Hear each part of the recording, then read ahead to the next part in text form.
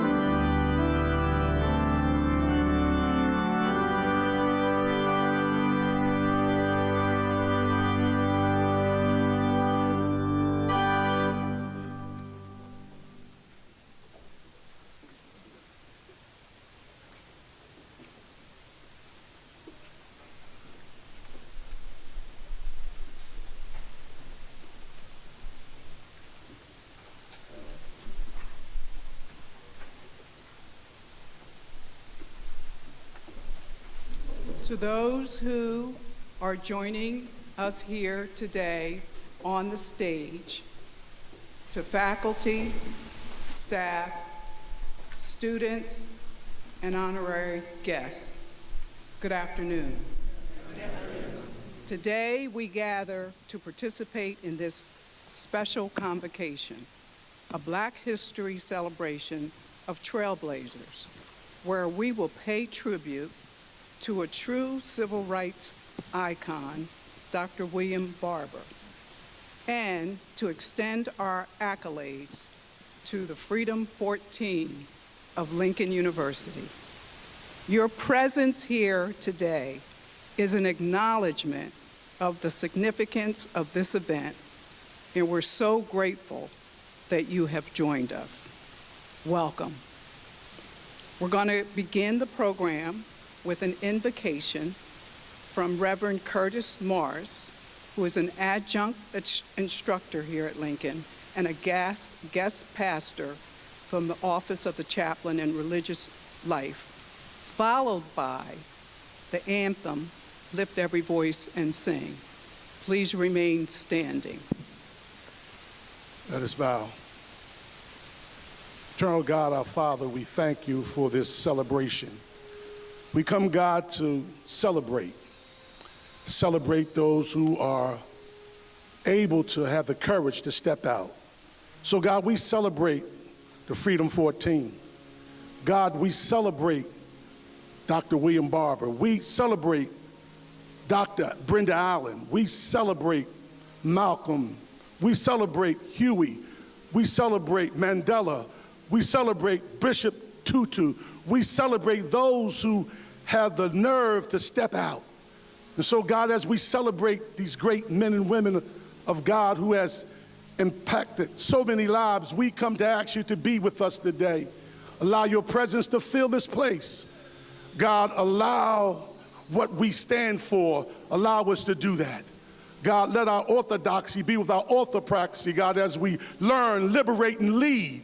We thank you, God, for the spirit of those who have the courage to be leaders. Bless this time now. We thank you for your presence. Amen.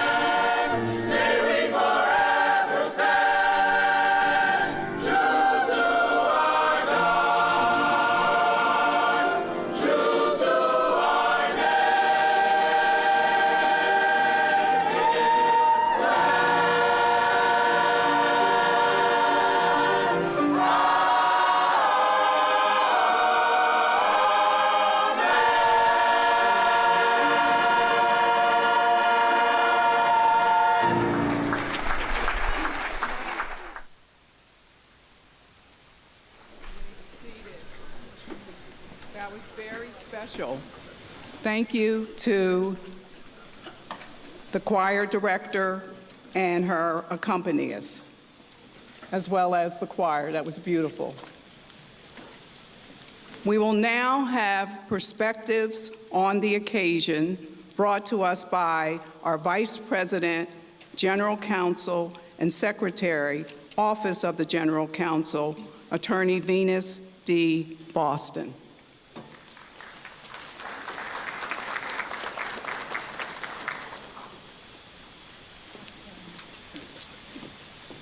Good afternoon.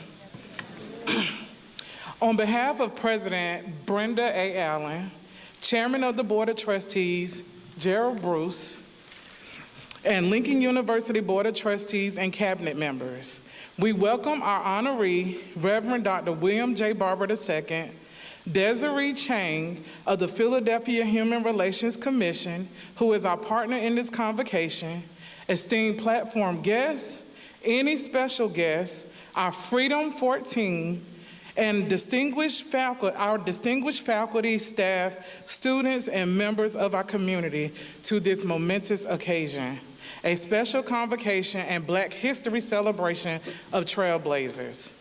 Today, we commemorate Black excellence by honoring a national civil rights leader and repairer of our nation's breach. We also pay homage to our future trailblazers who continue to lead the cause against social injustice. As we celebrate Black History Month, we recognize the importance of amplifying our voices in the Black community. This month serves as a reminder of the ongoing struggle for equality, justice, and empowerment, as well as celebrates the triumphs which shape our society. This convocation holds special significance as we honor our very own trailblazers, forever known as the Freedom 14. And we bestow an honorary degree in honor of the repairers of the breach upon Reverend Dr. William J. Barber II. Through his unwavering commitment to lifting up the marginalized and the oppressed, he has inspired countless individuals, such as our very own Freedom 14, to ignite change across this nation. Today, as we revere Black History Month, let us recommit ourselves to the ongoing struggle for justice and equality. Together, let us uphold the rich legacy that defines our institution's tradition. Thank you for joining us as we honor our history, our future, and chart the course towards a more brighter and equitable future for all. Thank you.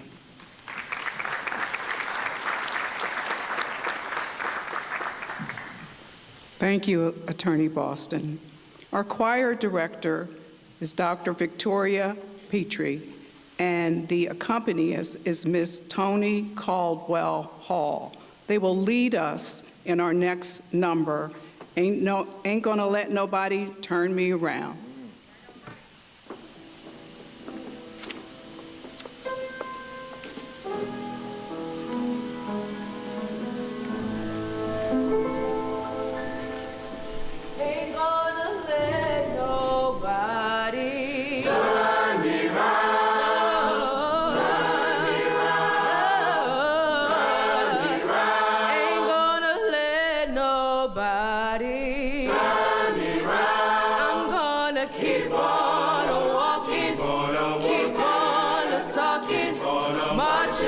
To freedom land.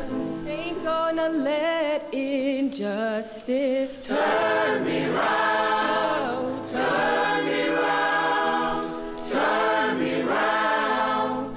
Let injustice turn me round. I'm gonna keep on walking, keep on talking, torching up to freedom land. Turn me round. No, no, ain't gonna let oppression turn me round. I'm gonna keep on walking, keep on talking, marching up to freedom land. hatred. Turn me round, turn me round. Ain't gonna let no hatred.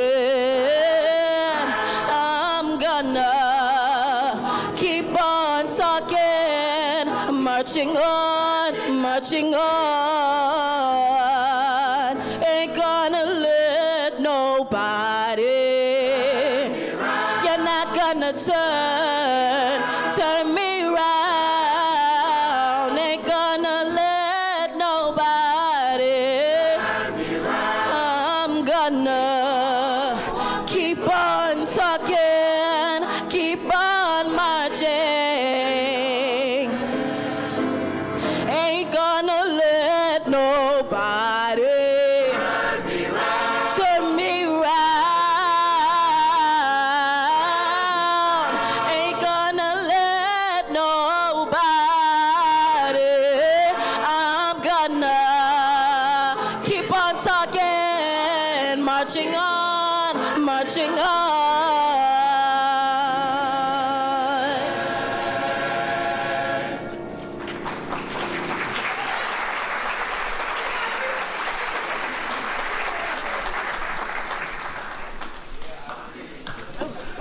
Let's give them another hand.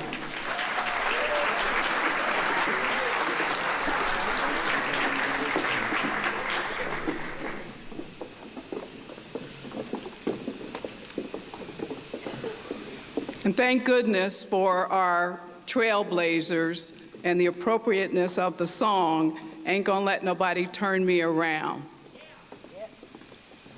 Now we're going to bring to the stage Dr. Carmen Lassine, who is a Lincoln alum and also an assistant professor in the Department of Education at our School of Adult and Continuing Education graduate programs.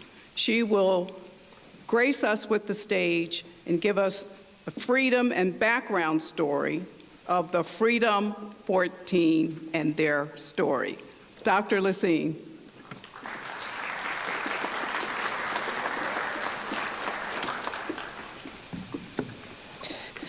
Thank you, Dr. Joseph. Good afternoon. I stand before you as a daughter of this institution with a lineage behind me and in front of me, rooted in the Lincoln legacy. My charge today is to share with you an issue that is not new and a student response that was. In June, the state of Pennsylvania's governing body voted to supply Lincoln University and the 3 other state-related institutions with designated funds. The release of those funds were held up for months.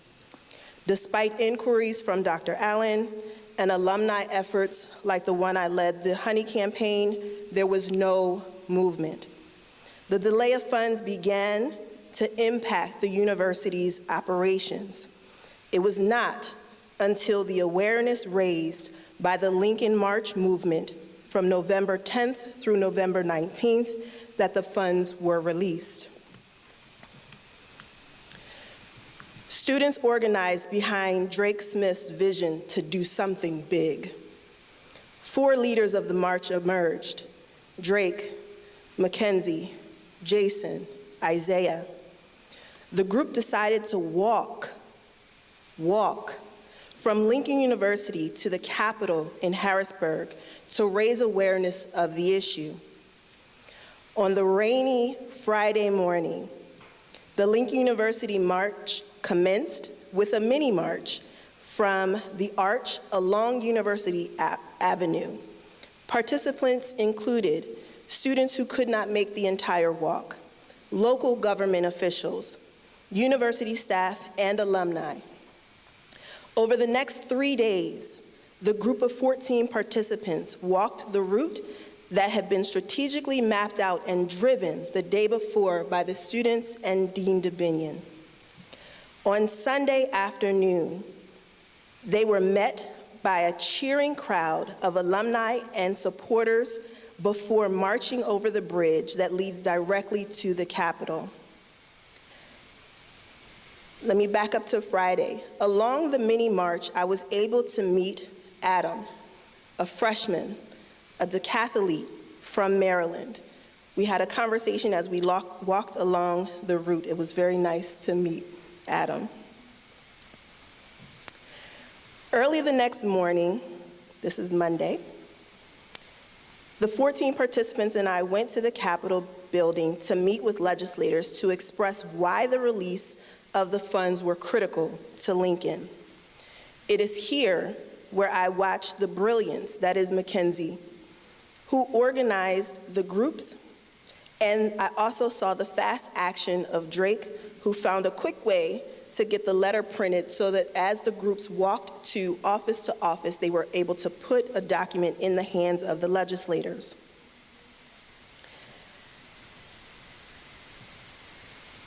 The Saturday before, I did receive a phone call from an unknown number. Feeling like a mother whose children were out late, I answered the call. It was Isaiah who was making a wellness call. This is something that they embedded along the way to make sure that the adults who were supporting them along the way knew that they were okay. Once they got to Harrisburg and had the opportunity to go into the Senate chambers, Senator Carolyn Committa called each participant's name from the Senate floor. The House of Representatives, led by Representative Joanna McClinton, welcomed the group with open arms onto the House floor to celebrate their actions. On Monday afternoon, the Freedom 14 was joined by 2 vans full of students, along with Dr. Brenda Allen and a host of other staff members and administrators.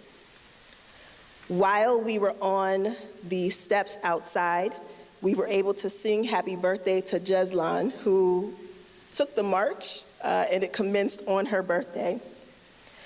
At the press conference organized by the students, Senator Vincent Hughes made it a point to note that not one student from Temple University, University of Pittsburgh, or Penn State took up the issue, let alone marched 66 miles to garner the much-needed attention to the matter.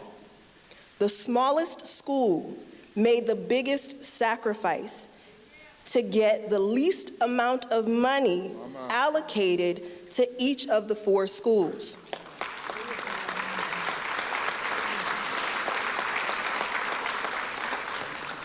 Within days of the Lincoln March, the required bills were signed and the money was set to be released to all 4 state-related institutions of higher ed. This is the reason why we are honoring the Freedom 14 today. At this point, I'd like to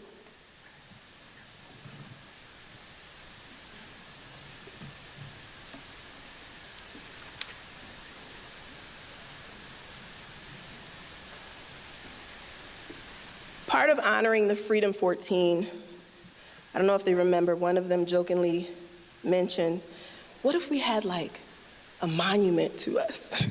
That was not their intent, I just want to be clear. We don't have a monument, but we do have a plaque. It reads, Lincoln University Learn, Liberate, and Lead honors the Freedom 14 Trailblazers March for Full Funding, Harrisburg, PA, November 10th through the 13th, 2013. As I read your name and your designation at the time of the march, I ask that you stand.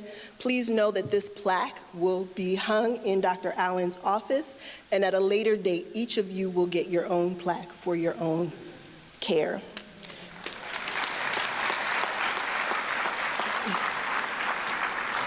Drake Smith, Jr.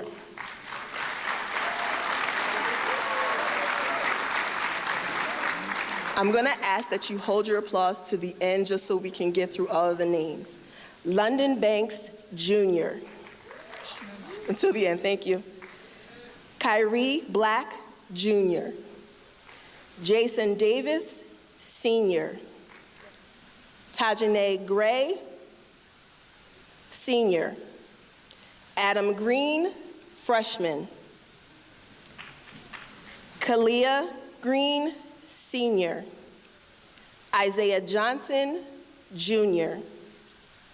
Jalen Marshall, Freshman. Prince Nkanu, freshman. Ezenwa Onu, senior. Jazlan Sane, junior. And before I call this last name, I have to say we were often corrected that it was not 14 students. It was 13 students and 1 staff member. Zachariah Stevens, class of 21. Congratulations, Freedom 14.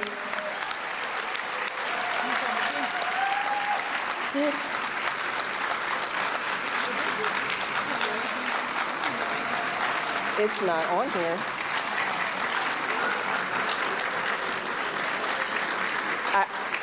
Last but not least, I cannot forget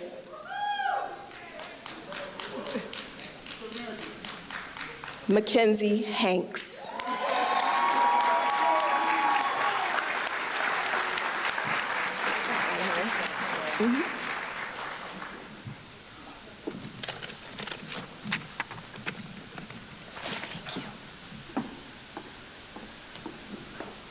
Thank you, Dr. Lassine. Modern day trailblazers. Let's give them a hand again.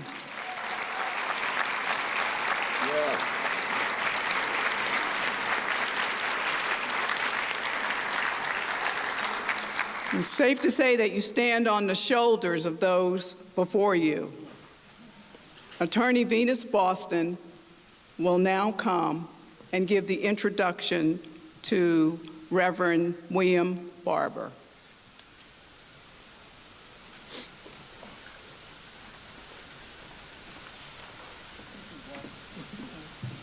Good afternoon again. Lincoln University has a remarkable legacy which boasts a roster of influential leaders who have a lasting impact on history.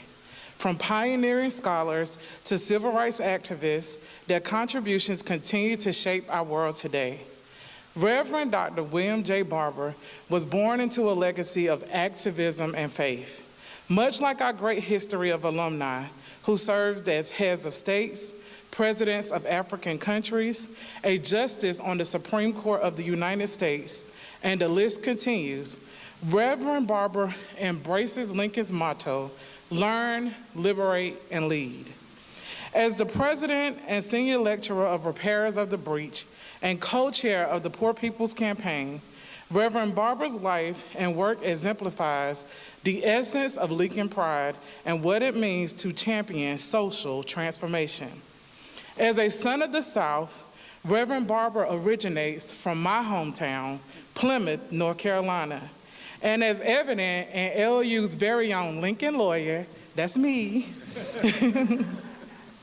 little old Plymouth, North Carolina produces individuals of exceptional quality. Reverend Barber galvanized communities nationwide to rise and demand change through his stirring sermons, fervent speeches, and fearless activism. His notable career is a testament to the values of Lincoln University, which includes striving for equality for all. Let us draw inspiration from this trailblazer, Reverend Dr. William J. Barber II. Let us heed to his call of action and rededicate ourselves to the unfinished work of building a beloved community where we are all truly free and equal. Ladies and gentlemen, it is with immense pride that I present to you my cousin, a man I'm honored to consider my mentor and family. But beyond that, I introduce to you a nationally acclaimed civil rights leader who is unafraid to spearhead the quest for justice. Let us give a warm LU welcome to Reverend Dr. William J. Barber II. Thank you, Cub.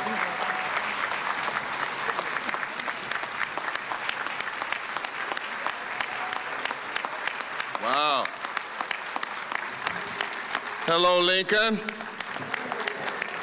Proud, powerful, marvelous history of this university. I want to thank God for being able to be here today. Some years ago, they told me I'd never walk again. And I told the doctors when they said that, well, go check with that other doctor. because I don't think that's his final say. I do come here today favoring my knee a little bit as we are, but some things have happened, Venus, in history and in medicine.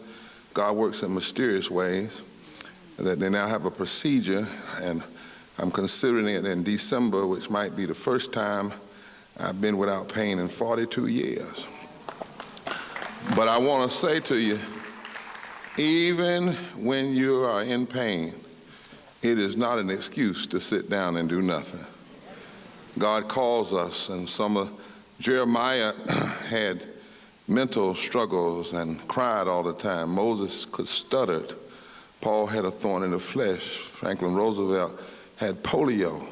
Dr. King was stabbed by a white woman in the late 50s and hardly could breathe sometime when he delivered the speech on the March on Washington. We all have something. But would you look at somebody and say, my something is not my disability, it just means I'm differently abled.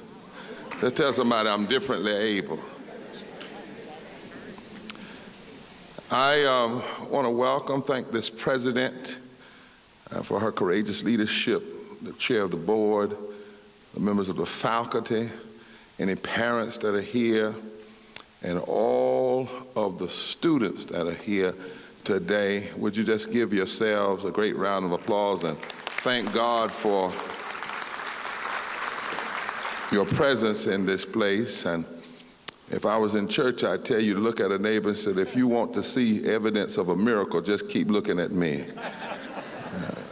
I am thankful to my cousin, who is a great woman in her own right.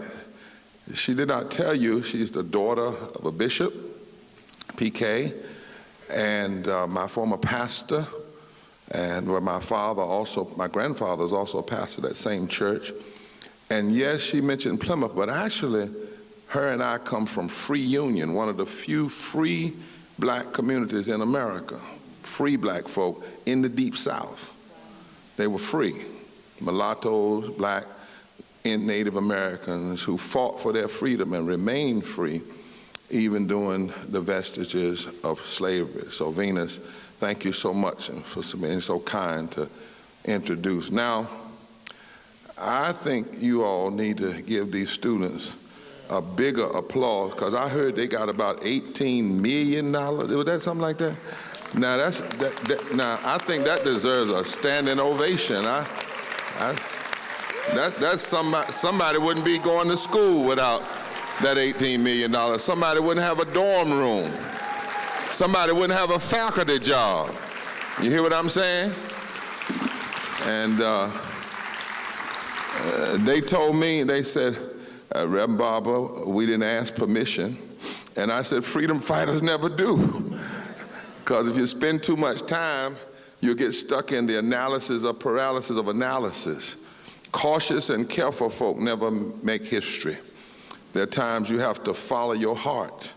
You have to, like Rosa Parks, just say, this is the last time I'm going to the back of the bus. I'm sitting down right here so I can stand up right here. We are live streaming today to over 500,000 people. And I want to ask those that are out there to go to this, to send some money to giving, giving.lincoln, lincoln.edu. All of those of you by live stream, send some money. And if you can, now if all you can do is send George Washington, then that's fine. But you know, George Washington always goes to church and everywhere else, but hardly does Ben Franklin go to church. That's the $100 bill. We want, and so we want Ben Franklin to go to church and go to college. So giving, giving, at lincoln.edu. You all got that? And then I want to say to these students, any of you all have any bills you still got to pay for? Any books and, I mean, they didn't give you that $18 million, did they? Not directly. Did they give you 10% of it? No.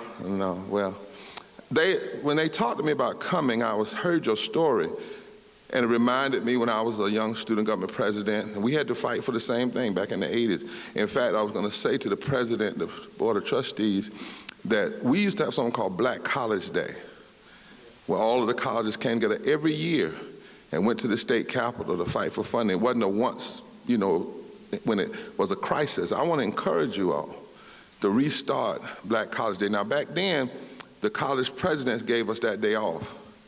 And we didn't go somewhere and party. We all got on the school buses and went to the state capitol.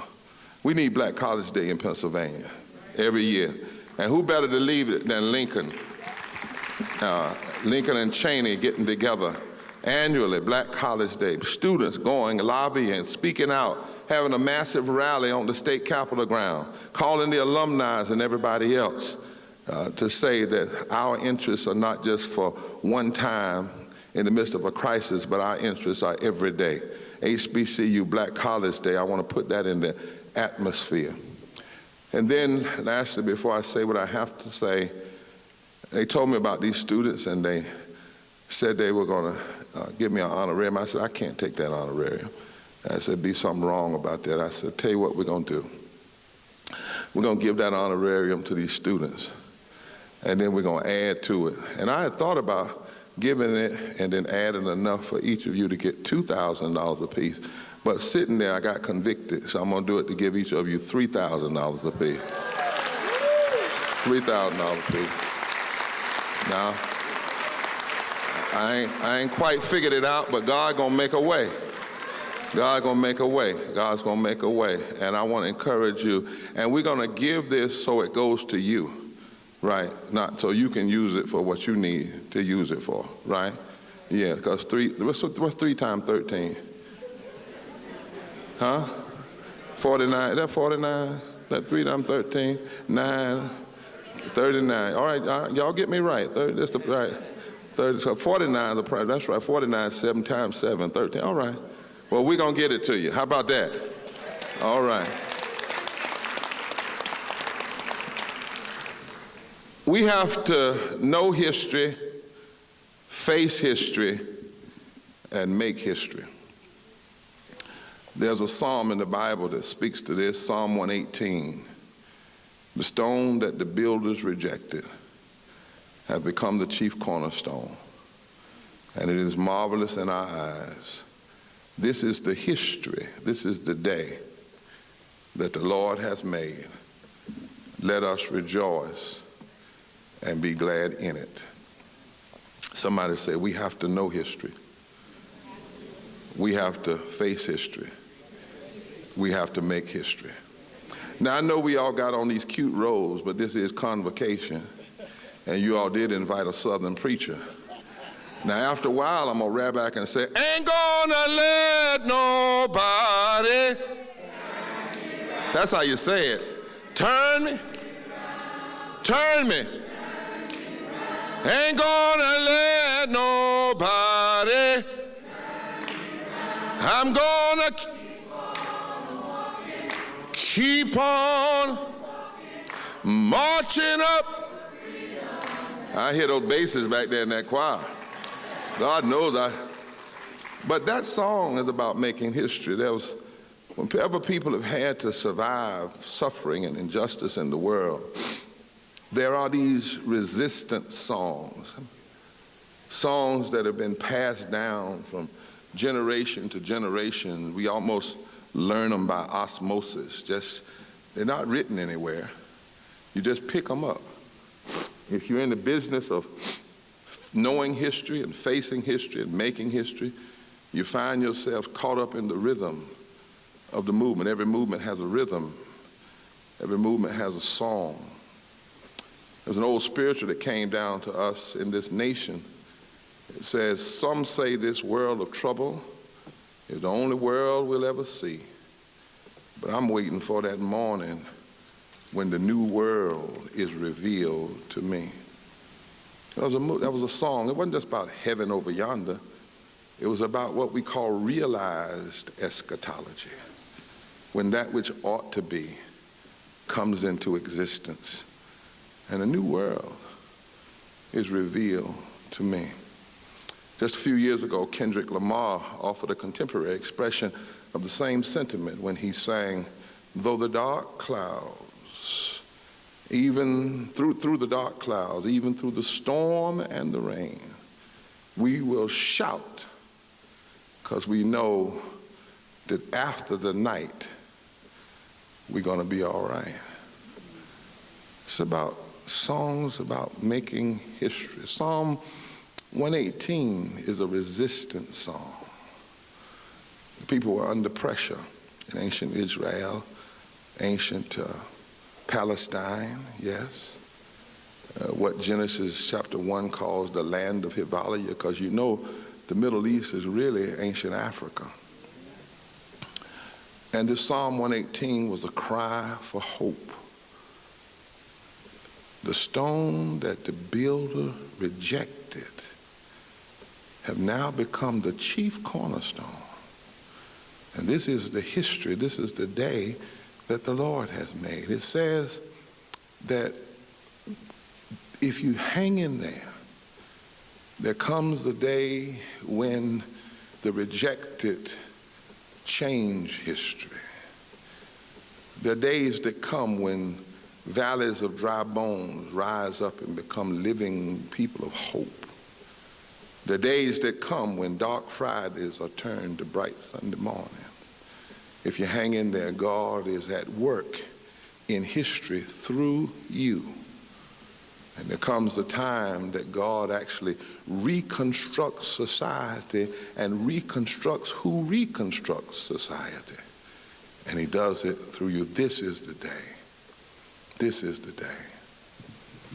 2024, I don't know if you all have thought about it, is the anniversary of Freedom Summer. Maybe that's what was pulling at you all, these 13 students. The spirit of those who 60 years ago, this year, decided to go to Miami University in Ohio and prepare to go south.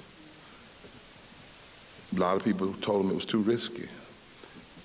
Some of them may be in this room right now, those with gray hair that went up there and went down south. They went to south to fight for voting rights, though most of them even knew even if they won the voting rights, they were not going to be able to vote because 18-year-olds didn't get the right to vote until the 1970s. But they went. They went all the way down south. They walked. They learned nonviolent civil disobedience. They knew at times that they might not make it back. And so at Miami University, they learned to sing another resistance song. This might be my last time. This might be my last time. I don't know. But if anybody talks about me, tell them the last time you saw me, I was fighting for freedom. Because this might be my last time. And at 20 years old and 18 years old, these babies were singing about the possibility of life ending because they were in a system so racist that in 1963, 17 days after the March on Washington, 4 girls were blown up in Sunday school while they were studying the lesson, love your enemies. And yet at their eulogy, Dr. King said, these girls teach us something. They teach us that there comes a time that you must substitute courage for caution. He said, it's not so much who killed them, but what killed them. Every politician that feeds their constituents is the stale bread of racism killed them. Every preacher that hides behind the stained glass windows of a church and refuses to get involved in the cause of justice killed them. Every Negro that sits back and will not challenge Jim Crow killed them. Every person that puts up with the Southern Democrats and the hypocritical Northern Republicans killed them. And these girls, in their death, call us to live. 60 years ago was Freedom Summer, when young people recognized it was time to go to Mississippi, go to Alabama, and build a movement. And you know, in every era, we need a movement. In every era, we need rejected stones to build a movement. Might I pause here a moment and ask anybody in here, do any of you know what it's like to be rejected? Rejected because of your income, rejected because of the color of your skin, rejected because of your disability, rejected because of who you love or who you like, rejected because of the way you think, rejected. But God says he specializes in using the rejected stones. Oh my God. Every era needs rejected people to stand up and produce a revival in the nation. Do you know our history? Because we need to know our history. Here we are today, 405 years since the first ship landed in Virginia to bring slaves, black gold, cargo. Race is not the father of racism. Racism is the father of race. A decision was made, how can we take this country economically and run it past countries that have been in existence for thousands of years before us? Oh, I know what we'll do. Let's find the people. And because of their color, we can easily identify them. And let's make their race the criteria for their slavery. Let's make their race the criteria for their oppression. And so the laws were changed to make so that if you were black, you were automatically a candidate for perpetual slavery, you and your descendants. And how was that put together 405 years ago? It was put together in a system of what I call first bad biology, that skin color determined brain size. And if you had black skin, you weren't as smart as other folk. And then the second part of it was sick sociology, that some people have to be up here and some people have to be down here. Then the third was political pathology. All of the political policies have to keep in place slavery, no matter what. Even if you write a constitution and claim that the first premise of that constitution is to establish justice, the pathology of the politics of racism requires that you then make some people 3/5 of a person. But not only was it bad biology, sick sociology, and political pathology, it was evil economics, the kind of economics that says the end justifies the means. If the goal at the end is to make money, it doesn't matter how you make money. If you make money by stealing a black woman's baby and selling them into the deep south, make it that way. If making money means you work people from can't see to can't see, then make it that way, because all that matters is the money. But the last piece of what caused this racism and slavery to exist was heretical ontology. And heretical ontology is the notion God meant it to be this way. God endorsed it.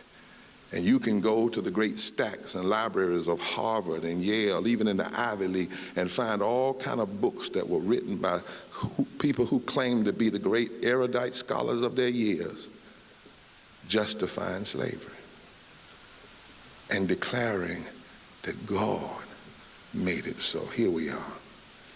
Here we are 250 years ago. Crispus Attucks was the first African American, in fact, the first American to die in the Revolutionary War. Do you know that? Here we are.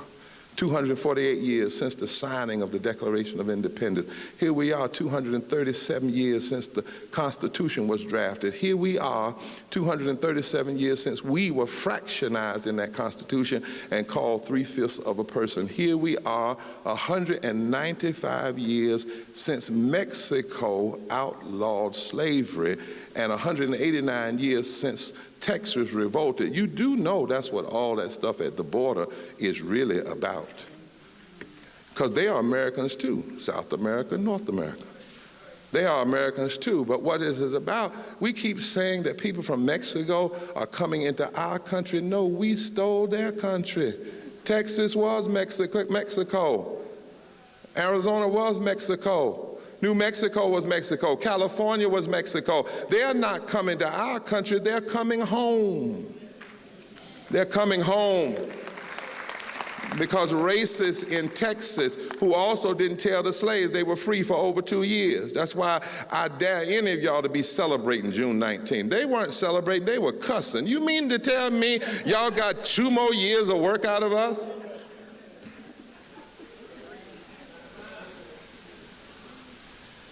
Texas split from Mexico because Mexico outlawed slavery in 1848. And it's been a battle ever since. Here we are. Here we are, 170 years since this university started out as Ashman Institute. and some of the great founders of this university who were good people, Quakers and Presbyterian, but they wanted to send black folk back to Liberia. They wanted to have a special place, and they thought they were doing the right thing. And isn't it amazing that Lincoln College, that became Lincoln after the assassination of Abraham Lincoln, a college where the founders originally designed it to be a place to send black folk back to Africa, came to be a place that created so many people who fought for us to stay right here in America. Thurgood Marshall, Langston Hughes, Christian Fleetwood, Tolson, who trained the great debaters. You remember that movie? And then all the siblings of the people here. Julian Bond, a sibling of a Lincoln graduate. Paul Robeson, Pauli Murray. And then all these colleges that came out of folk from Lincoln, South Carolina State, Livingstone College, Albany State. Do you know your history? Allen University, Texas Southern, a school that was brought into existence to push the philosophy that we needed to be sent back to Africa, ends up producing people who say we ain't going nowhere. Here we are, 175 years since Harriet Tubman escaped slavery, 172 years since Frederick Douglass delivered his 4th of July speech, where he declared that the 4th of July was nothing but bombast and hypocrisy and fraud, until the sons and daughters of Africa, of slaves, were treated right. Here we are, 161 years since the signing of the Emancipation Proclamation, 159 years since the end of the Civil War, 156 years since the signing of the 14th Amendment that declared equal protection under the law for all persons, not all people, not all citizens, but all persons. The 14th Amendment that just might save us from an orange-haired want-to-be dictator. The 14th Amendment that says you cannot participate in insurrection and then run for the presidency of these United States. Here we are, 154 years since the ratification of the 15th Amendment that says no one can deny or abridge your right to vote. Here we are, 124 years since the riots in Wilmington, North Carolina, to stop black political and white fusion politics. 116 years since the riots in Springfield, Illinois. 115 years since the Niagara movement became the NAACP. 89 years since the New Deal was put in place. 86 years since the Labor Standards Act was established and a federal minimum wage of 25 cents an hour was put into place. Here we are. 80 years since Smith versus Allwright opened up primaries for black people. Here we are.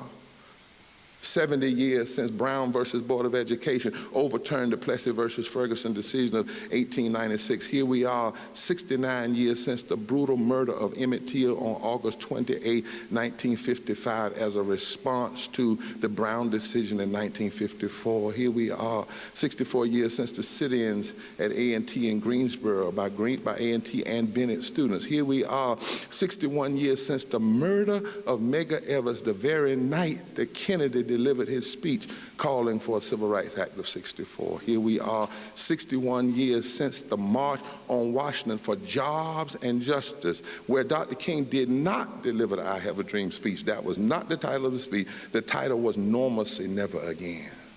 The I Have a Dream was the hoop. You know anything about black preaching? He was actually told not to use I Have a Dream that day. He had done it in Detroit. His handler said, you don't need to preach that day. But Mahalia Jackson, who was standing right in the front of the podium, after he finished his prepared march, she said, Martin, tell him about the dream. But the organizer was a gay man named Bayard Rustin, who took young folk like the Freedom 14, Freedom 13, and organized that march in 8 weeks. In 8 weeks. Here we are, 61 years since the bombing of 4 girls in Birmingham. Here we are, 60 years since Fannie Lou Hamer said, there comes a time you get sick and tired of being sick and tired. Here we are, 60 years since the signing of the Civil Rights Act, 59 years since the signing of the Voting Rights Act. Here we are, 59 years since Bloody Sunday. Here we are, 59 years since Malcolm X was killed. Here we are. Here we are 56 years since students at South Carolina State were massacred. Here we are 56 years after the assassination of Dr. King because he dared to stand up and say that love requires that you challenge racism, militarism, and poverty. And when he stood up to say that, black folk left him, not just white folk. 150 newspapers left him when he delivered that speech in New York in 1967. Every black civil rights organization wrote resolutions against him, told him to stick with civil rights and stop talking about war and poverty, economics. And he was killed exactly 1 year to the date that he dared to deliver that sermon. Here we are. Here we are, 53 years since my parents fought to integrate public schools in eastern North Carolina. Here we are. Here we are, 15 years since Obama, whose name Barack means praise the Lord, was sworn into the presidency of the United States. And here we are, barely a year after these 13 students said, give us our money. Here we are. We must know our history. Not only must we know our history, we must face history. Do you know where we are right now? Here we are in America, and in the last presidential election, we had over 140 million poor and low-wealth people in this country. Hear me now. 140 million poor and low-wealth people in this country. 60.9% of black people are poor and or low wealth. That's 26 million people. 30% of white people are poor and or low wealth. That tuba sounds good down there. I hear y'all. That 30% of white people are poor and low wealth. That's 66 million people. There are 40 million more poor and low wealth white people than there are black people, and yet whenever poverty is talked about, it's only talked about in terms of black and brown. Poverty is the 4th leading cause of death in this country right now. Did you know that? Higher than homicide, higher than gun violence, higher than diabetes, higher than obesity. And yet we had 15 presidential debates and not 30 minutes was dedicated to, if you become president of this country, how are you going to address poverty and low wages? We got to face this history. Here we are right now in this moment. 87 million people in this country are either uninsured or underinsured. How many of y'all know somebody underinsured or uninsured? The 25 wealthiest countries in this world, America is the only one of them that doesn't offer some form of universal health care. Even after COVID, 350,000 people died during COVID, not from COVID, but from the lack of health care. We call people essential workers, told them they had to go to work. Before COVID, we called them service workers. During COVID, we said you're essential. We honked horns, we rang bells, we gave them all kinds of accolades, but then treated them like they were expendable. You are essential, but we're not going to pay you a living wage. You're essential, but we're not going to give you health care and paid family leave. Here we are. Right now, today in America, take 2 adults with 2 children need to earn $25 an hour to live. The minimum wage is $7.25. It's been that way for 15 years. Workers haven't had a raise since 2009, but work has gone up and stuff has gone up, but wages haven't gone up. And restaurant workers make $2.13 by law. By law. Some restaurant workers, because of what they make by law, couldn't even qualify for COVID relief because they didn't make enough base money. And they say the reason we don't need a minimum wage higher is because students don't need it, and that's mostly who work in low-wage jobs. They say y'all don't need it. In fact, they say that if you make $13,000 a year, you're not poor. The government measurement for poverty says if you make $13,000 a year, you live in the lower middle class. The lower middle class. And yet, during COVID, billionaires made $2.2 trillion. 748 billionaires during COVID got richer, while millions of people got poorer. And even the things we did do, like child tax credit, this is our history, and expending Medicaid coverage. 6 months in, we canceled all those things. So poverty went from 140 million down to 112 million, and now it's back up to 135 million. Before March, 18 million people are going to lose their Medicaid that they had during COVID. 105 million people do not have paid family leave or medical family leave. How many of you all know parents, they're scared to get sick? can't take off work. 1 in 5 families can't afford to pay one energy bill. There are 5 million people that get up every morning and can buy unleaded gas and can't buy unleaded water. This is our history right now. The federal government spent $1.1 trillion on war and weapons and law enforcement and mass incarceration. If we took just 10% of our military budget and put it toward things that could work, everybody could get health care, everybody could get a free college education, everybody could get a free public education. Just 10%. If we cut our military budget in half, we would still have more money in our military budget than China, North Korea, Russia, Iran, and Iraq combined. This is our history.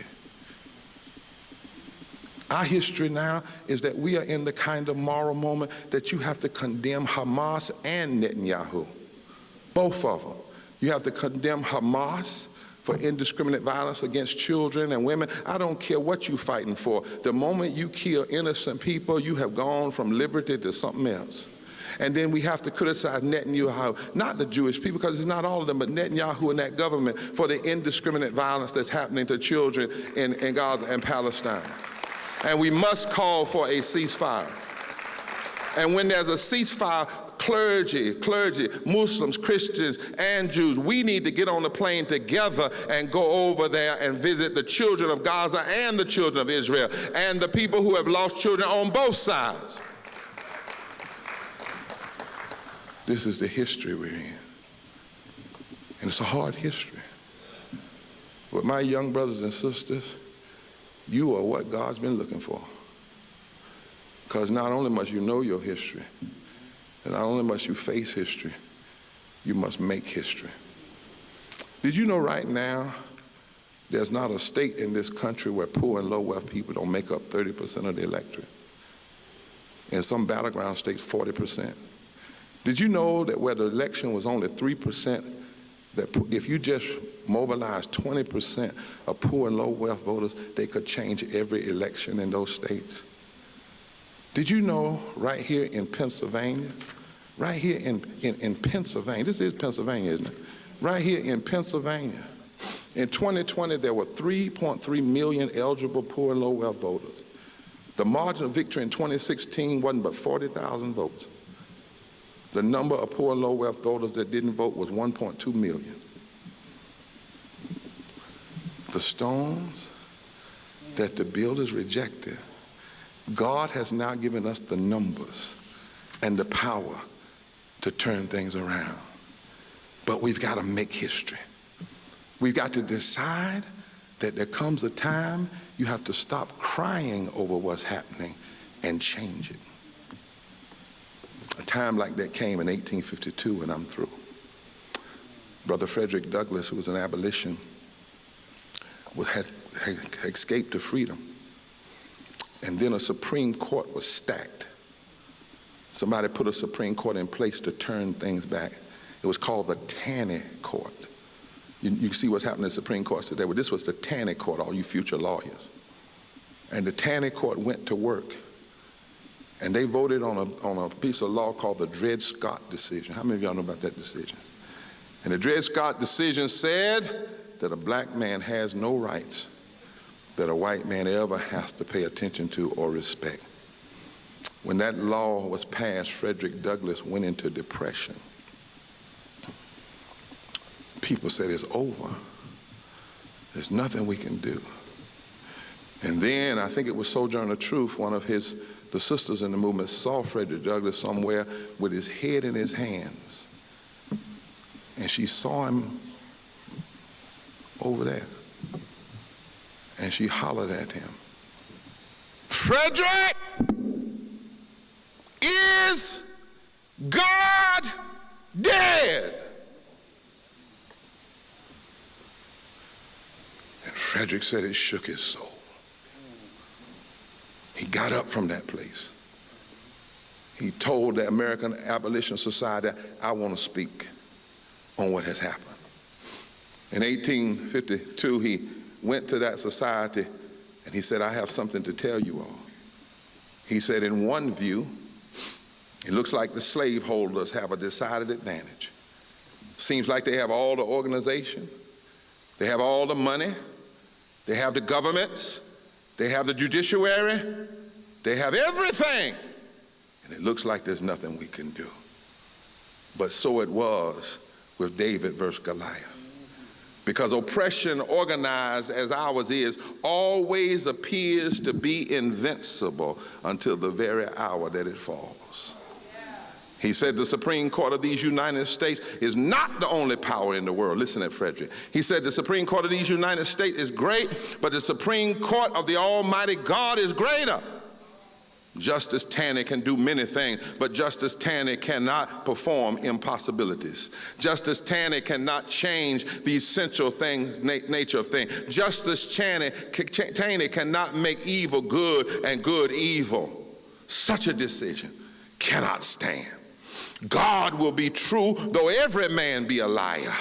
And we can appeal from this hell-black judgment of the Supreme Court to the court of common sense and common humanity, and we can appeal from man to God. If there is no justice on earth, there is yet justice in heaven. You may close your Supreme Court against the black man's cry for justice, but you cannot close the door of God in the court of heaven.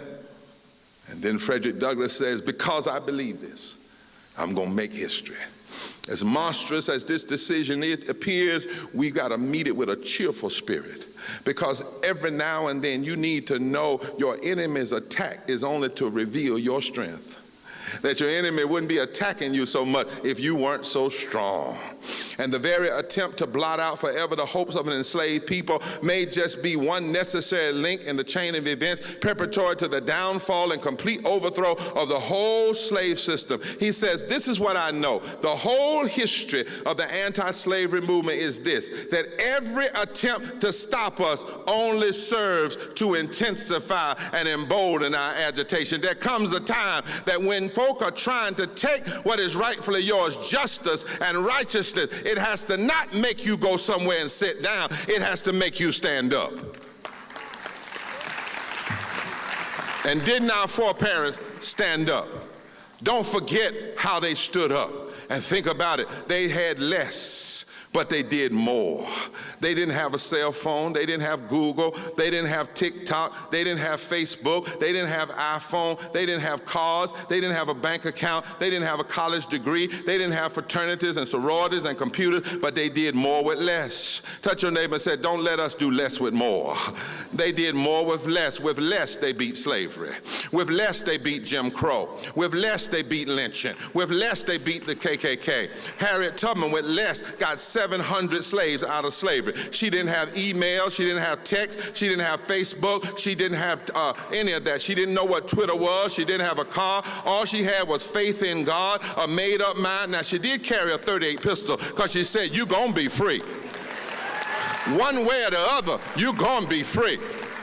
She had moss on the north side of the tree. She had a North Star in the middle of the night. She did more with less. We must do more with more. Langston Hughes, who wrote in the 1930s before Dr. King ever talked about I Have a Dream. In fact, this is where Dr. King got it from. He wrote a poem called Let America Be America Again. And Langston Hughes said, right in the middle of the Harlem Renaissance and the labor struggle, the steel of freedom does not stain from those who live like leeches on the people's lives. We must take back our land again. America, oh yes, I say it plain, America has never been America to me, but I swear this oath that America will be. Out of the rack and the ruin of our gangster death, the rape and the rot and graft and stealth and all the lies, we the people must redeem the land and the mines and the plants and the rivers and the mountains and the endless plain. We must take back our mighty dream. I say it and I say it again. America has never been America to me, but I swear this oath that America shall be. That's your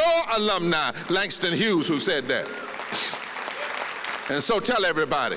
In fact, touch your neighbor right now and say, neighbor, it's time to go to work.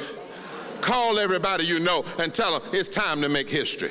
Knock on everybody's door and say it's time to make history. Snapchat everybody you can snap, and tell them it's time to make history. I don't know if y'all still tweeting, but if you do, tweet everybody you know and tell them it's time to make history, because God is not going to do for us what we can do for ourselves. But if we will do what we're supposed to do, won't God show up? God will bless our efforts. Faith is not just what you believe about God, it's what you do because of what you believe about God. And if you do what you do, faith without works is dead. But faith with works is dynamic and powerful. Do I have a witness? When Moses stretched out his rod, then God showed up and opened the waters up, and the winds came down, and Pharaoh was brought down. When Esther went to see the king, then God showed up. When David threw the rock, then God showed up. When Daniel, Shadrach, Meshach, and a bad Negro refused to back down, then God showed up. When Thurgood Marshall went to the Supreme Court, then God showed up. When Jesus went to Calvary, then God showed up. When Rosa Parks sat down, then God showed up. They showed up, and Jim Crow came down. When Bishop Tutu and the mothers of South Africa, when they stood up, then God showed up. Do I have a witness here? Do I have a witness here? Won't God show up? If we try to make history, if we stand on the right side of history, won't God use the stone that the builders have rejected to make a new cornerstone in this world? And so I know y'all are college students, and I know you're way past grade school, but I want to ask you and the teachers here to all come with me for a minute and learn some new ABCs. In this moment when you need to make history, take the A and accept the challenge of every day. Take the B and be all you can be. Take the C and count your blessings. Take the D and do right. Take the E and ever strive for excellence. Take the F and fight on. Take the G and get going with God. Take the H and help somebody. Take the I and inspire somebody. Take the J and just say no to negative. Take the K and keep on keeping on. Take the L and learn to love somebody. Take the M and move mountains with the faith of a mustard seed. Take the N and never say never. Take the O and overcome your obstacles. Take the P and put your best foot forward. Take the Q and quit quitting. Take the R and run your race with courage. Take the S and stand for something, or you'll fall for anything. Take the T and try, and if you fail, get up and try again. Take the U and use what you got to get what you need. Take the V and visualize your own potential. Take the W and work hard every day. Take the X and x-ray your own lifestyle and get your eyes off everybody else's business. And take the Y. Take the Y and yearn to be all you can be. And take the Z and know you got a place in the zodiac, in the stars, and no matter where you are in history, God knows your zip code, and He's able to take care of you.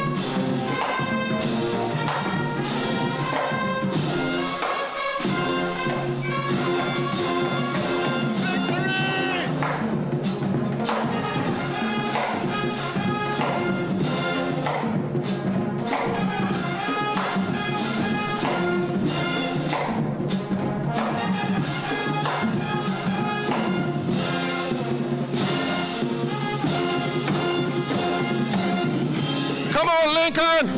We got some victories. We got some fights to win. Stand up on your feet. Come on, Lincoln. Victory. Come on, Lincoln.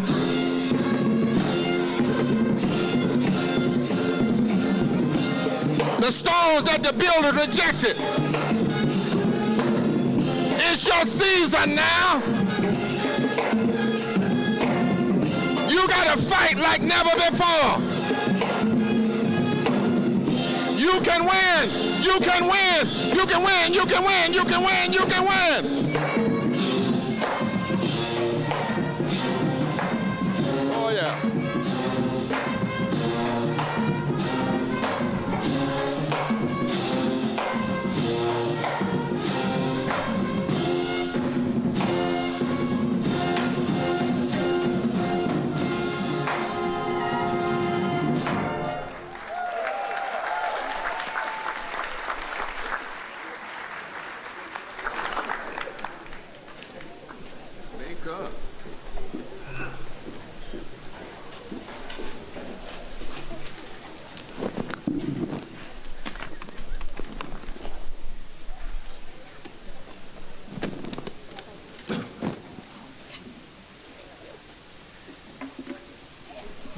Thank you, Reverend Dr. Barber. You are indeed one of the cornerstones of our society, and we thank you for the spirit of trailblazing that you exhibit from our ancestors. In addition to being founded as Ashman Institute by Princeton priests who, Presbyterian ministers who wanted to send us back to Africa, this was a free town, Hinsonville. And so just like the place that you come, Free Union, Hinsonville was made up of free blacks. And so we honor you and we thank you for standing in this place and being one of the shoulders of giants that we stand upon as we cast our lot towards the future. Social activist, religious leader, scholar, author. Actually, this is the wrong one. This is the one that our friend already read. Well, we have a citation that we are going to give you, which was down here somewhere, which was meant to honor your time and all of the accolades that you have received. I will just talk about how in my own journey you have served as a model and a light. There it is. For as an academic, as someone in academia, we're not supposed to be activists. In a university that's a state school, that's not religious, you're not supposed to allow the unction, the soul, and the spirit that moves you into your work, whether it's academic or otherwise, to be displayed.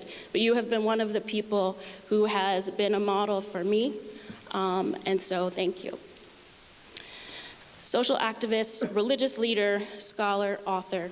Your leadership and interest in social justice was evident early in your life when you were elected as president of the local NAACP Youth Council at the age of 15 and student body president of your high school at the age of 17.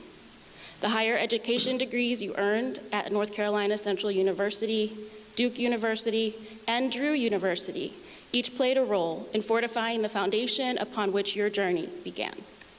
Lecturer, professor, pastor, board member, founding director, advocate, and prolific speaker are also significant roles that you have successfully fulfilled throughout your movement for social justice for people of all generations and social standing.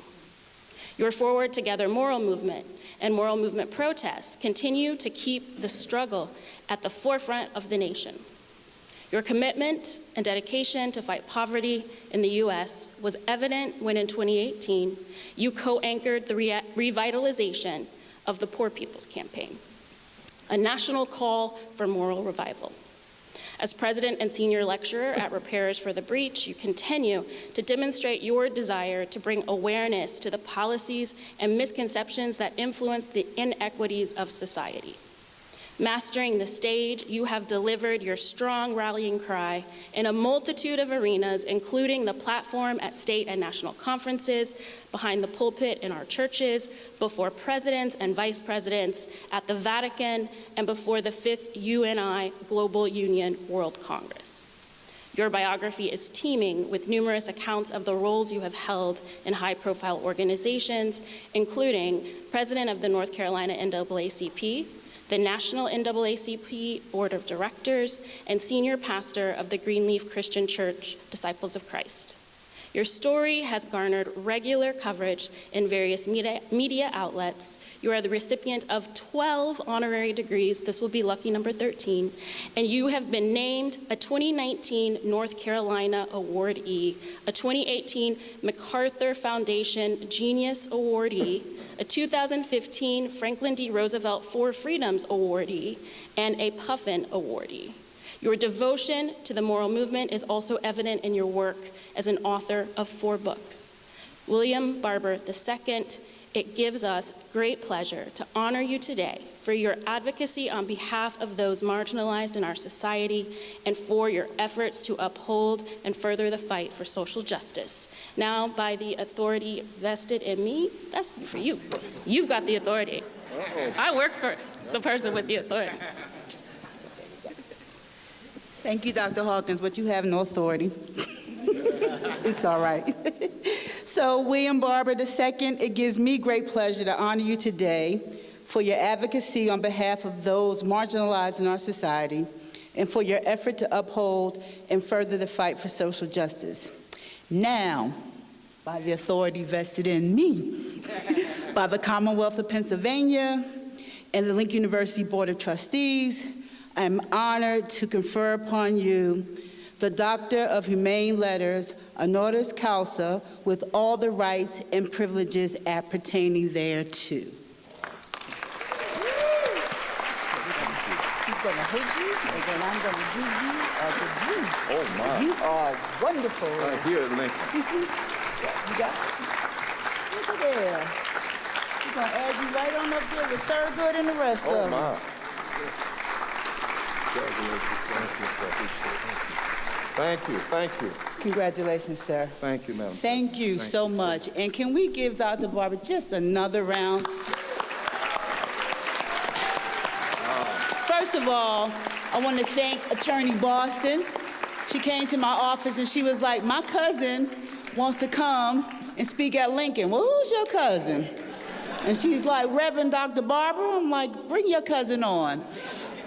So thank you, and thank you for working this through.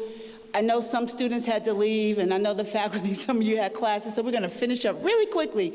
But I just want to say this has been a wonderful, wonderful afternoon. I'm so glad we can connect to Freedom 14, to everything that's a part of history. And so if we listened to Reverend Barber, we still have work to do. But you all stood up. You all said we're going to go make history. So let's go out and continue to make history. Thank you, and thank you for just a wonderful convocation. You have been an excellent speaker, and you are welcome at Lincoln anytime, because now you are definitely a part of the legacy. And so we will have a closing prayer from Reverend Morris, and we will get the faculty on out to their classes. Thank you all for being here. Let us pray.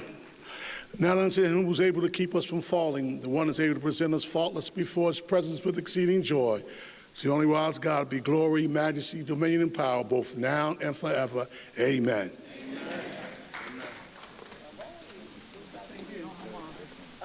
Please stand for the singing of the Alma Mater.